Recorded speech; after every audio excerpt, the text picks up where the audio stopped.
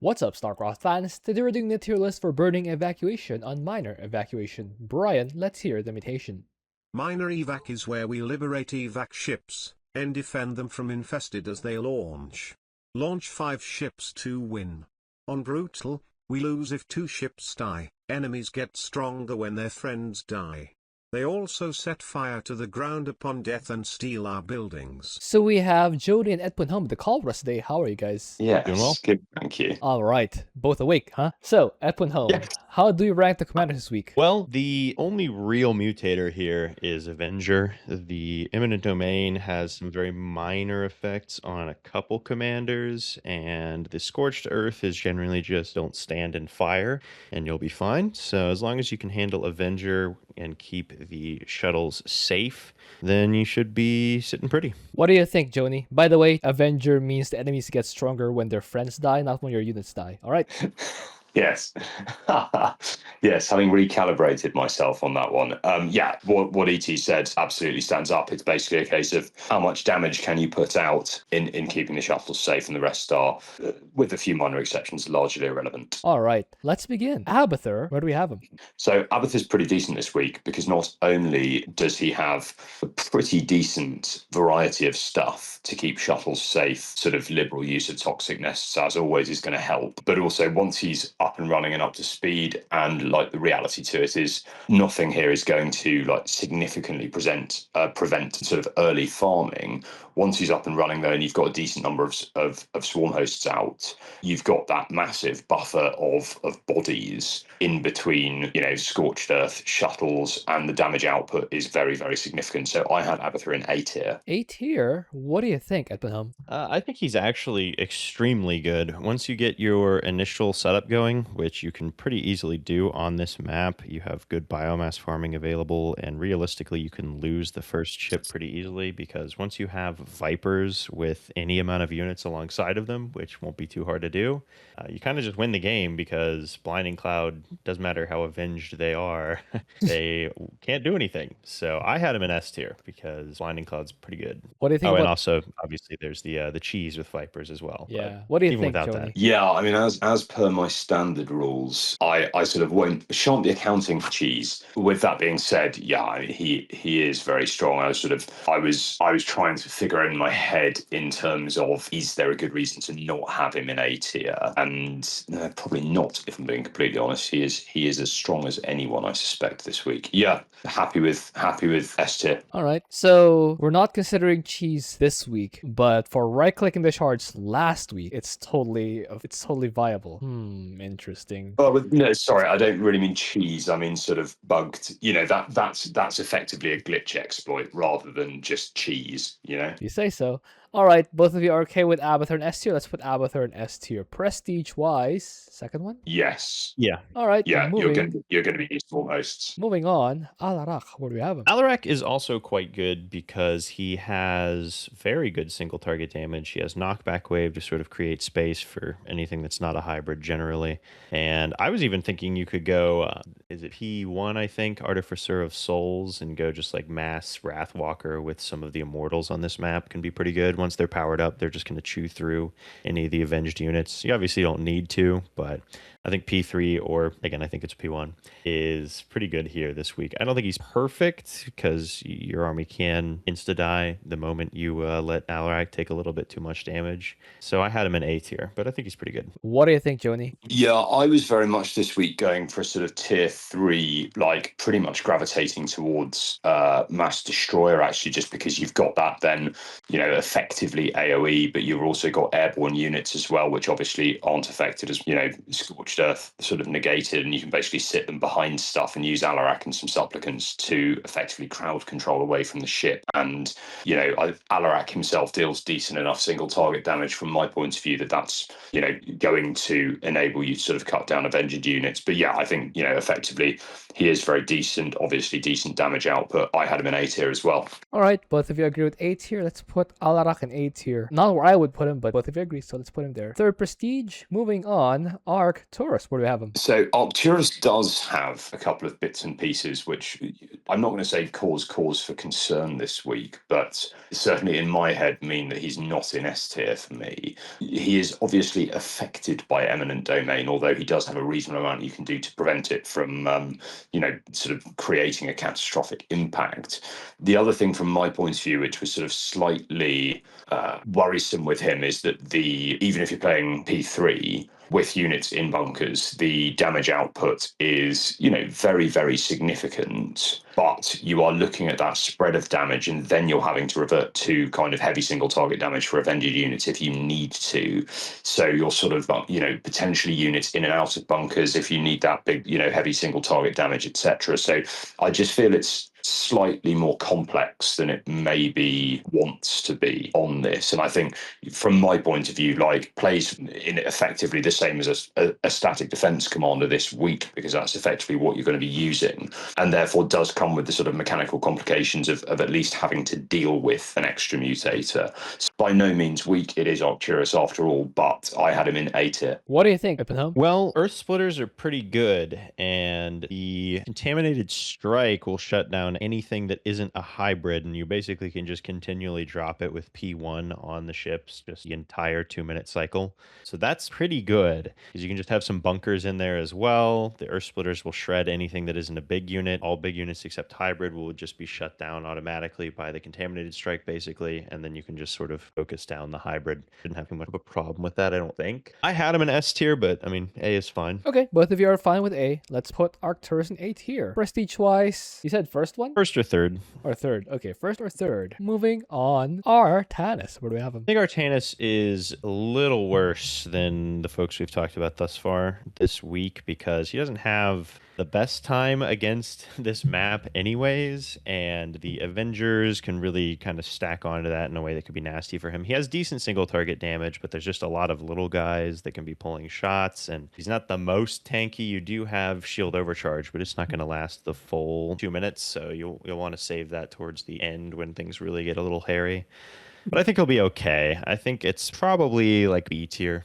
B tier. What do you think, Joni? Yeah, I think exactly as ET said, I think where Artanis is going to slightly come unstuck is that lack of super effective. Obviously, he's got Storm, probably steer clear of using Reavers for all of the obvious reasons, but it's that application of AoE damage in really massive chunks, bearing in mind that his real sort of meat shield units are a melee unit as well, so they are going to be affected by Scorched Earth also. So yeah, I'm not a big fan of Artanis this week. I can see B tier. I had him in C tier myself, but yeah, it's not a radically difficult mutation anyway. But yeah, he's just not great. Okay, both of you had Artanis in B tier. Let's put in B tier. Prestige-wise, third one? Probably yes. Third one. All right, Dehaka. Where do we have him? So Dehaka does not have any of the aforementioned problems at all, and I mean has no problems at all. You drop pack leader, you let it do its thing, and then when it runs out, you drop another one, and you just keep doing that. For my money, I would, despite the fact it is Scorched Earth, etc., I would probably be reinforcing with Tyrannosaurs, just because they are so chonky that the reality to it is it's really not going to matter, and their damage output is also superb. You've got a plethora of options here. You could go Mutalisks if you wanted to. Guardians potentially very strong due to splash damage as well. You could even play Impalers if you wanted to, but the reality to it is Dehaka simply has no issues here. He's S tier. What do you think, Ippenham? Yeah, let's see, lost my train of thought. Yeah, Dehaka's incredible. He's Dehaka. There's nothing that's really stopping him from being Dehaka. So yeah, S tier. All right, prestige-wise, second one, or really anyone. Moving on. Oh yeah, yeah. Phoenix, where do we have him? Phoenix is good.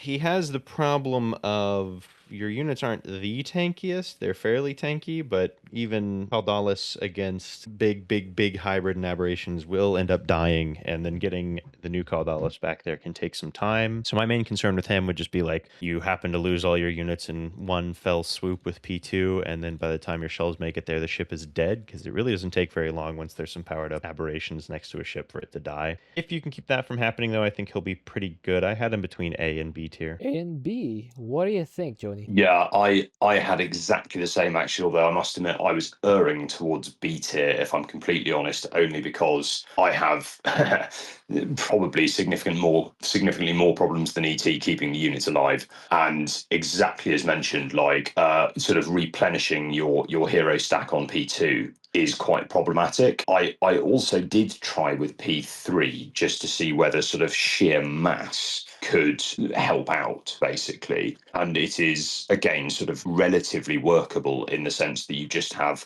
bigger numbers of stuff in between everything.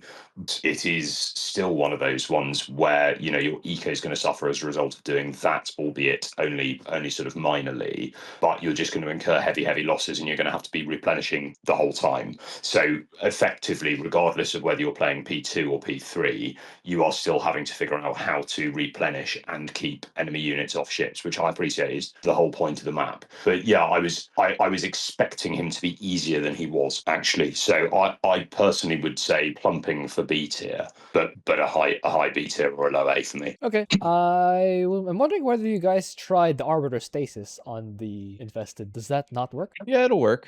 You said you had Again, like, problems. A did pretty Yeah. good.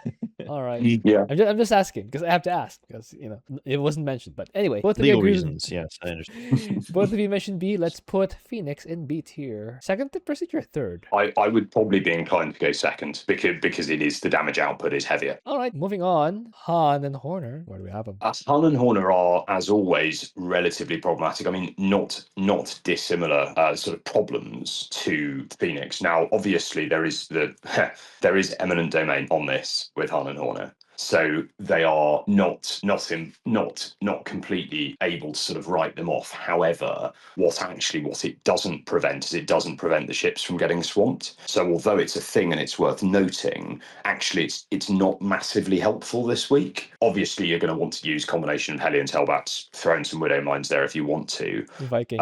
But landed Vikings. yeah, but you know the reality to it is you are going to lose units and you are going to have to replenish them sort of appropriately. So I think that they are. I mean, the reality to it is they're not in a similar boat to Artanis. I would suggest. Yeah, this is one of those maps where like I personally don't find that top bar cooldowns are always useful. Are pretty equitable to Artanis on this, but be interested to hear what other people think. By other people, you mean Edmund Home. What do you think, Edmund Home? Hello, it's me, other people. Yes. The main problem is just the tankiness of your army against some of those bigger units, in my opinion. It's a very squishy army, especially like the landed Vikings, for how expensive they are, really don't have that much health. So do be sure to keep them behind like the Hellbats so that they're not being the frontline tankers, and hopefully you can kill everything in time. But I think there's definitely a concern with the powered up aberrations and everything like that just kind of ripping through your army that makes it hard to replenish. So I think B tier feels a little high for me. I'd be more inclined to C tier. What do you think about C tier, Joni? I'm very happy with that. Yeah, I had sort of Artanis teetering on C tier as well anyway, so being fairly expert, yeah, I'm very happy with that. All right, C tier for Han and Horner. Moving on to someone who's not C tier, Karax. Where do we have him? Karax, really good. He's got space lasers. He's got cannons that you don't have to make. You could just go P2 here realistically, or you go P3 and make the cannons. The nice thing with his static defense is that as long as your pylons don't get killed, which the enemy units aren't going to prioritize anyways, the Eminent Domain cannons are not much of a threat because they won't have power. So as long as you keep your pylons, in reasonable positions and not too easy to kill, then you won't actually run into too many Eminent Domain issues here, especially because your cannons just aren't going to die a lot of the time, especially if you're supporting the space lasers properly. But again, you can also just go P2, go like Mass Barrier Colossus or something, or Colossus Immortal, and you will be completely fine. So yeah, he's S tier. What do you think, Joni? Yes, I completely agree. I think it's probably worth mentioning that P1 is also very, very viable for this, and that I totally agree. Like even P2, like Mass Carrier or something like that, very, very viable. Probably is going to be a slightly slower start. I would suspect that if you are going to go P2 and your allies really not going to contribute, then that first ship may be a slight problem. But yeah, the reality to it is when you're looking at the sort of getting to the end game, yeah, P2 is going to be be completely viable as well. I would probably err towards P1 or P3, but yes, S tier. All right, unanimous S tier. First or second or third prestige apparently are all pretty good. So moving on, Kerrigan, where do we have him? Kerrigan is fine, but she's not great. There are plenty of little bits and bobs you can do, like warding off with Nidus worms and Omega worms, and if they get Eminent Domain, then it doesn't really matter. It is one of those ones that purely because of Scorched Earth, a lot of her support units, which are traditionally fairly weak anyway, are just going to suffer a little bit more. With that being said, obviously her hero unit is so strong that saving immobilization waves for the point at which they're going to have maximum impact is an extremely viable strategy this week. I would probably be inclined to say that even potentially if you wanted to, like P1 lurkers, very significantly high damage output on this, so potentially a strategy there. I think she's good. I don't think she's amazing, but I do think she's pretty solid. So where are we looking? Is she better than Phoenix? Probably. Yeah, I'd probably go for a tentative A tier this week. What do you think about A tier, Ebenhelm? Well, I think, there's one thing this map really doesn't have basically any of, and that's anti-air splash damage. Yeah. So Broodlords and Mutalisks will reign supreme once you get them up. Broodlords just for kind of tanking, and Mutalisk to actually kill literally everything. Or you can just go pure Mutalisk, have some Omega Worms and Kerrigan doing the ground tanking. But again, there are a good amount of big, beefy aberrations you're going to have to deal with throughout this. But I think she's quite good with that. I think A tier is pretty fair. Okay, both of you agree A tier. Let's put Kerrigan in A tier. I do like the idea of going first prestiges, then lurkers. I like that suggestion, Joni. Also, I was thinking for masteries, usually I go for immobilization wave mastery. I might go for combat unit gas cost mastery here, since I do like going for a lot of Mutalisks or lurkers. Yeah, if you're going Mutalisk, I'd go like P3 with maximum mastery into the gas. Since the map is infested, the immobilization wave doesn't really matter if you max it out or not, right? You only have to worry about it for Banshees. And for Banshees, you have Mutalisks, so you're totally fine. Anyway, A tier, third prestige or... I'd like third, just again, more gas. Plus you can right click. You can kinetic blast is very nice, and you can keep Kerrigan more in the back, hiding around and behind your Omega Worms. Yes. So I do like first only because you never get to play it under normal circumstances. But first is fine as well. Third is also super viable. All right, so first or third. Don't go first and make Mutalisks. That's the only thing. Very logical. Moving on, Nova. Where do we have him? Nova is pretty darn good. Her main problem is that your best comp is Liberator Raven sitting over the air, and that means not as much tanking on the ground. The Raven turrets also can become your enemy quite rapidly, so you got to be careful about that. But with Nova, with the shotgun and maybe even some Hellbats for tanking on the ground underneath those Liberator zones, you're not going to have really any problems. So I had her in A tier, but I could honestly see S tier as well. What do you think, Joni? Yes, I think that exactly as ET said, like the priority with her is making sure that you've got something on the ground. Her shotgun mode is obviously great, particularly when you're playing P1, and you can get those liberators out really quickly. I think that exactly like ET said, Raven turrets can turn against you relatively quickly. You do need, to make sure that you have got a meat shield of some sort between, infested and ships. And therefore, I don't think it's quite S tier in my head either. So yeah, I had her as a very, very solid A tier, but not quite tipping the scale. All right, both of you had her in A tier. Let's put Nova in A tier. First prestige, right? We're not going third prestige here, right? No. Yeah, There's not really clearing to be done on this map. All right. To be fair, I would go as far as to say actually that if you're going P3, she may end up in B tier because you need shotgun mode on this. Yes. Moving on, Raynor. Where do we have him? Raynor's not terrible by any stretch of the imagination on this. He's got decent static. He's got tanks. He's got lots of stuff that you can put in between in between the infested and the ships, basically. there is the slight minor issue of needing to clear out. I would suggest using a top bars for that. But the reality to it is he generally holds up pretty well. There is, I suspect, the argument to be made that significant, there is the Spider-Mine thing of the fact they're going to not necessarily target all the units that you want to, but at the same time, they're still a useful resource to have. And I think in general terms, like he shouldn't have too many issues that I can foresee on this one, because his static is fine. I would be inclined to put him in, is he A or is he B? Because the reality to it is he's just not as good as some of the other commanders. So I'm probably gonna verge on B tier, but I'd be amenable to putting him up if ET thought otherwise. What do you think, Epanel? Yeah, I think B tier is probably pretty fair for Raynor. You have the spider mines, you can put bunkers behind that, you could go battle cruisers to an extent. Again, you need tanking on the ground, so I think he'll be fine. I think B tier is pretty fair. All right, B tier for Raynor. What prestige? 0 or 3, I No think. prestige or third So, prestige? yeah, I'd say probably, yeah. Even if you're going siege tank, you go third prestige. Probably only because of the increased cooldowns. It is fairly useful. But I mean, zero very, very viable as well. Yeah, because if you're going third prestige, you need air units in air or supply the air units to be able to actually use the prestige. If you're not making air units with a third prestige, you're just spending more money. You're just spending more minerals on units that you otherwise don't need to. Yeah, you're going to hit a critical mass of tanks whereby you simply don't need any more, and then you can start supplementing with BCs. So, like, I don't think necessarily either option is wrong, and I think he'll be absolutely fine doing either, to be honest. If you say so. Moving on, Stet Boy, where do we have him? Stetmann is really good. He's got infinite tanking with Zerglings. He's got Ultralisks, which are pretty darn good for just taking the fight directly in the face. He's got Gary himself. So, yeah, it's kind of a pretty easy time. I'd put him in S tier. What do you think, Joni? Yeah, I've got him in S tier as well. I don't think there's a vast amount more to say, really. He just cleans out swathes of stuff very, very quickly. Most of his units are super viable for this, including, exactly as ET said, sort of my preference is ultras. I wonder, so it's one of those ones where, like, if you were thus inclined, potentially get away with playing P3 with ultras on this. You don't need to. P2 obviously is incredibly strong, but that oil baron prestige is pretty fun. So yeah, have a laugh with it. You're probably not going to lose either way. All right, S tier for Stet Boy, third prestige. Yeah, Second or probably third, probably play second anyway, but third is very viable on this. All right, if you say so. Third. Yeah, Stukov, where do we have him?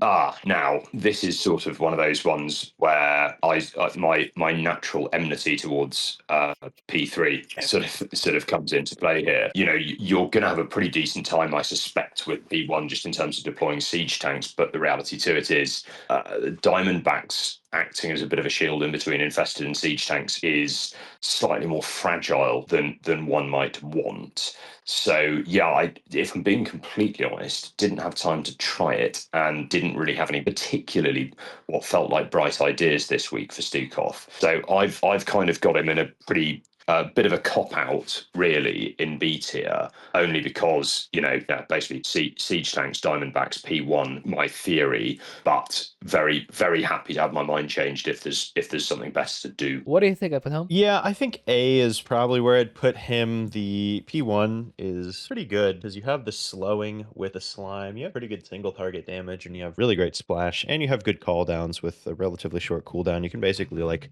have Apocalypse if you have the mastery cooldown for like every single ship, I think. So it's pretty good. I think A tier is probably where I'd put him.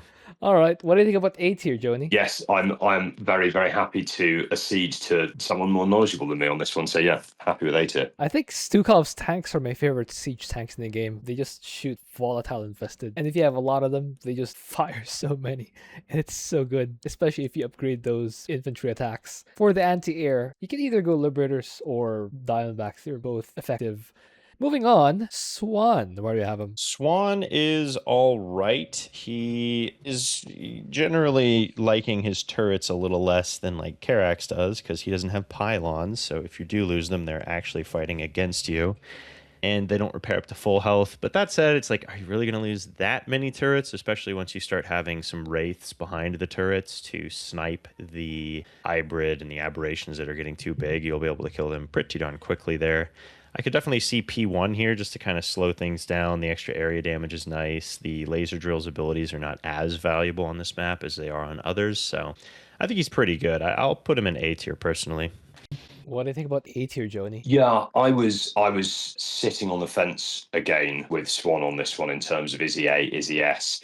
I absolutely see what ET's saying in terms of potentially playing P1. The laser drill's abilities are really not as useful as they normally are. With that being said, it's sort of also a bit of a shame, even though Eminent Domain is a thing, I sort of even more therefore of a shame to be sacrificing, the additional strength from P2 on the static. So yeah, I suspect it's probably slightly dealer's choice on that one. Flaming Betties versus Infested do win. And they're also, if you arrange them appropriately, an individual Flaming Betty turning against you is not going to make a massive difference. So yeah, I'm happy with him in A tier. I do think there's probably a shout for him in S tier, but it's probably a narrower shout than some. So I think A tier is probably fine. All right, both of you had him in A tier. Let's put Swann in A tier. First prestige. Yeah. Have you guys yeah, I considered that funky little secret that with the Flaming Betty, when it burrows, when it goes underground, its hitbox is actually smaller than its hitbox when it's unburrowed. That means it will actually never take fire from Scorched Earth as long as it does deploy when it starts fighting. Do you know that? When something dies in front of it. When something dies in front of the Flaming Betty, it activates Scorched Earth, it will not actually hit the Flaming Betty. It's pretty neat, huh? That is cool. I was not aware of that. Yeah. It's really cool. Anyway, both of you had him in A tier. Let's put him in A tier. Moving on, Tychus, where do we have him? So Tychus is Tychus, and particularly when you're playing P2, which I don't think you need to on this. I think P3 absolutely is very viable. As previously stated, stuff like Big Red Button on this map are simply not as useful as they are under other circumstances. So I think there is absolutely a shout for playing P3 on this. With that being said, my default is P2, and this is more than strong enough to deal with this map and Avenger and.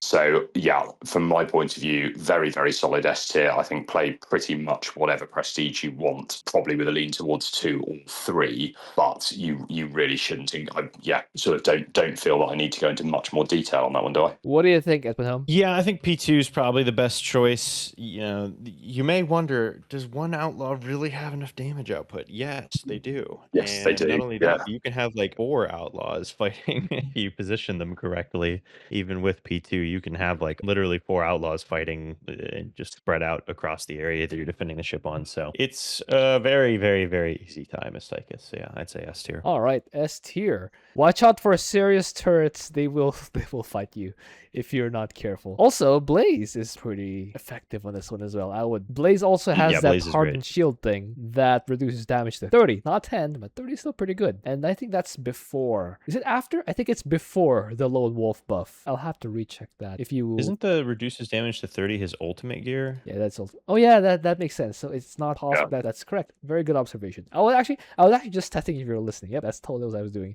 Anyway.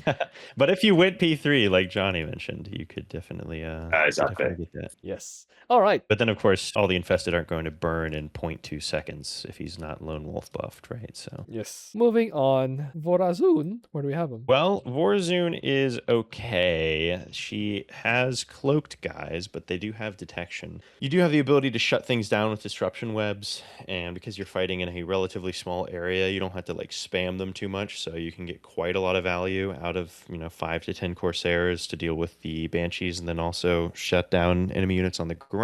You have time stop again for like every single ship when things start to get hairy, where you can just clear literally everything out super easily. And you do have emergency recall, so you're not instantly losing your Templar every single time. And they don't have a lot of splash damage or like fungals or things like that, which can be quite a pain with the High Templar. So I think she's pretty good. I had her in B tier, but I could be convinced to A. What do you think, Joni? So I had her in A tier because of basically because of forge walls or cybercore walls or whatever you want to wall off with, and walls. Effectively, yes, literally whatever you want. But effectively making use of dark pylons, and like ET said, despite the fact there is detection, when you lose those buildings, they become a shield for you, and then deploying significant amounts of Corsairs in order to prevent any any sort of air stuff getting in as well.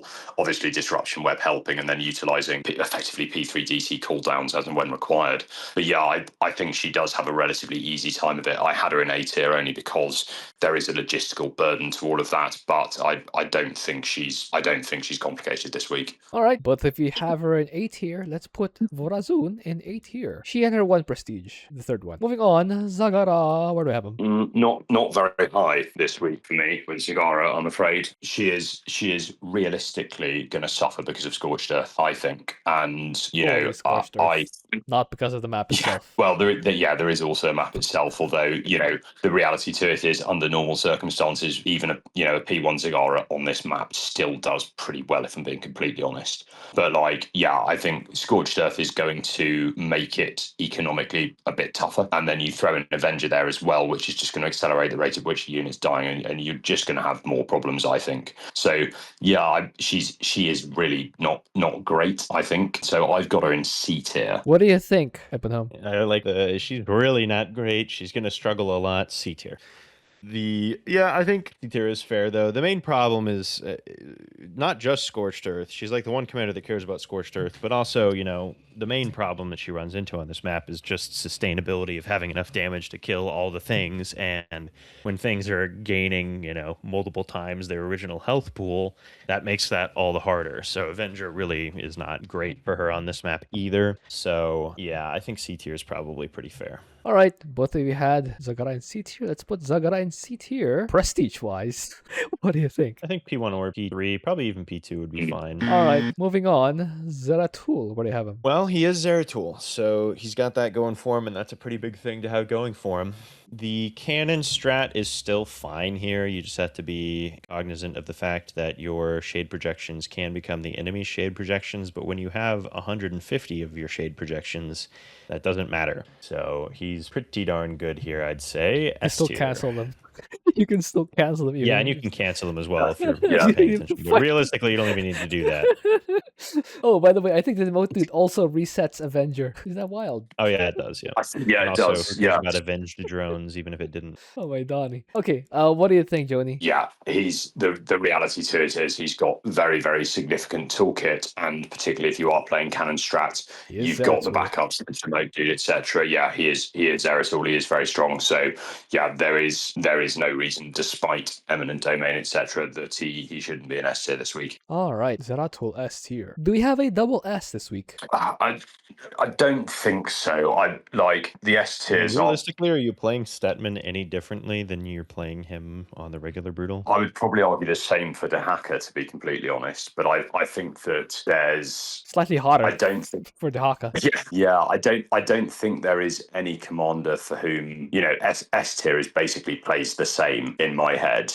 Like I think double S is kind of like actively kind of makes a bit of a joke of the whole thing. So I totally agree that you are not.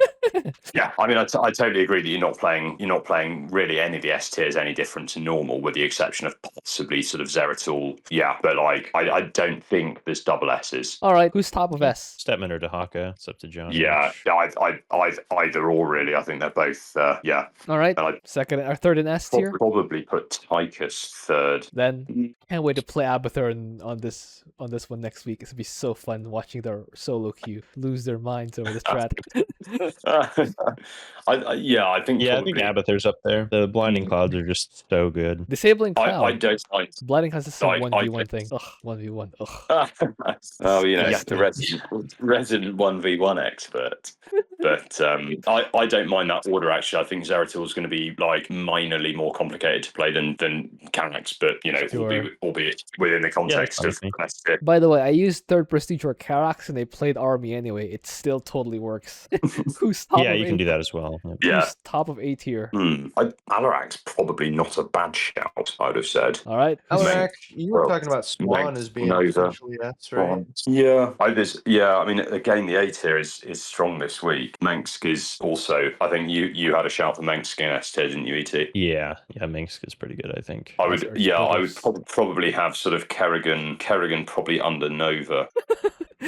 Once again, not blonder than Nova. Not as blonde. It's a real shame because Mulisks don't have to worry about auto turrets turning against Amon or turning against Nova. Yeah, but your auto turrets are only 60 seconds, so they time out most of the time before they die anyways. The And they also Omega take like one liberator shot.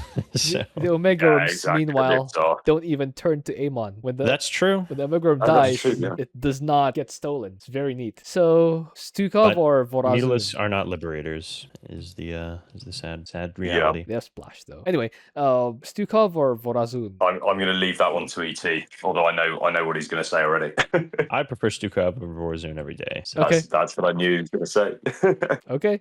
Who's top of B tier? I think there's possibly a shout for Raynor. All right, then. And then I'd probably say Fenix over Artanis, but yeah, that's fine with me. All right, and then top of C tier? Han and Horner. Han and Horner. All right. That's it, guys. Hope you enjoyed that. Thank you for watching. If you have an idea for what else, please leave that in the comment. I will see you guys next time.